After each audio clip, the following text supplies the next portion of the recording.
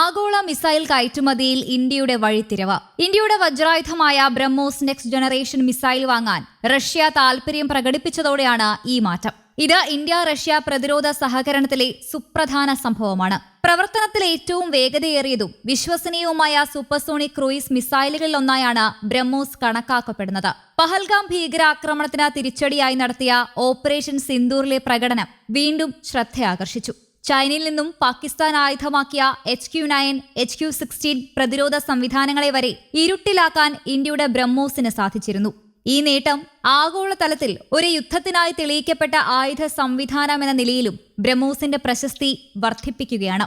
ഈ പശ്ചാത്തലത്തിൽ ബ്രഹ്മോസിന്റെ അടുത്ത തലമുറ വകഭേദത്തെ സ്വന്തം സൈനിക ആയുധപ്പുരയിൽ ഉൾപ്പെടുത്താനുള്ള റഷ്യയുടെ താൽപര്യം ബ്രഹ്മോസ് സാങ്കേതിക വിദ്യയുടെ പക്വതയാണ് എടുത്തു കാണിക്കുന്നത്. കൂടാതെ ഭാവിയിലെ ഉയർന്ന തീവ്രതയുള്ള സംഘർഷങ്ങളിൽ ബ്രഹ്മോസിന്റെ പ്രസക്തിയും ചൂണ്ടിക്കാണിക്കുന്നു. കഴിഞ്ഞ 25 വർഷത്തിനിടയിൽ മിസൈലിന്റെ നിർമ്മാണത്തിന് ഉത്തരവാദികളായ ഇൻഡോ റഷ്യൻ സംയുക്ത സംരംഭമായ ബ്രഹ്മോസ് എയ്റോസ്പേസ് ഏകദേശം 1000 യൂണിറ്റുകൾ നിർമ്മിച്ചു.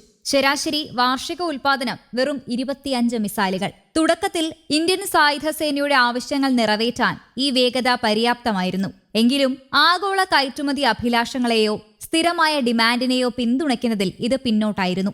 ഓപ്പറേഷൻ സിന്ദൂറിന് ശേഷം നിരവധി രാജ്യങ്ങൾ സിസ്റ്റം വാങ്ങുന്നതിൽ താൽപര്യം പ്രകടിപ്പിച്ചിട്ടുണ്ട്. ഇത് ഉൽപാദന സ്കെയിലും ചെലവ് ഘടനകളും പുനർനിർണയിക്കാൻ പ്രേരിപ്പിക്കുന്നതാണ്.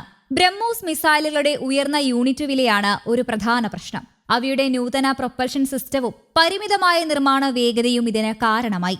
അന്താരാഷ്ട്ര കറൻസി നിയന്ത്രണങ്ങൾ മറികടന്ന് സംയുക്ത വിതരണ ശൃംഖല പ്രതിരോധശേഷി വർദ്ധിപ്പിക്കുന്നതിനൊപ്പം ഉൽപാദന വിപുലീകരണത്തിന് ധനസഹായം നൽകുന്നതിനുള്ള ഒരു സംവിധാനമായി റഷ്യയിൽ നിലവിൽ കൈവശം വെച്ചിരിക്കുന്ന ഇന്ത്യൻ രൂപയെ മോസ്കോ ഉപയോഗപ്പെടുത്തിയേക്കാമെന്നത് ശ്രദ്ധേയമാണ്.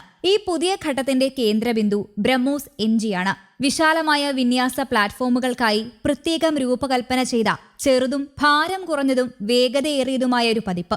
നിലവിലെ ബ്രഹ്മോസ് വകഭേദങ്ങൾക്ക് കര, കടൽ വിക്ഷേപണ പതിപ്പിന് ഏകദേശം 3000 കിലോഗ്രാം ഭാരവും വായുവിലൂടെ വിക്ഷേപിക്കാവുന്ന കോൺഫിഗറേഷന് ഏകദേശം 2500 കിലോഗ്രാം ഭാരവുമുണ്ട്.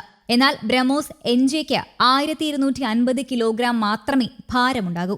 ബ്രഹ്മോസ് നെക്സ്റ്റ് ജനറേഷൻ റഷ്യയുടെ ഭാഗമാകുന്നതിനെക്കുറിച്ചുള്ള ചർച്ചകൾ പുരോഗമിക്കുകയാണെന്ന് BrahMos aerospace deputy CEO Chandrasekhar റഷ്യയുടെ ടാസ് വാർത്താ ഏജൻസിയോട് പറഞ്ഞു. ഉൽപാദന ചെലവ് കുറയ്ക്കുന്നതിനും ശേഷി വർദ്ധിപ്പിക്കുന്നതിനുമുള്ള ശ്രമങ്ങളിൽ ഇന്ത്യയും റഷ്യയും യോജിച്ചിരിക്കുന്നുവെന്ന് അദ്ദേഹം ഊന്നി പറഞ്ഞു.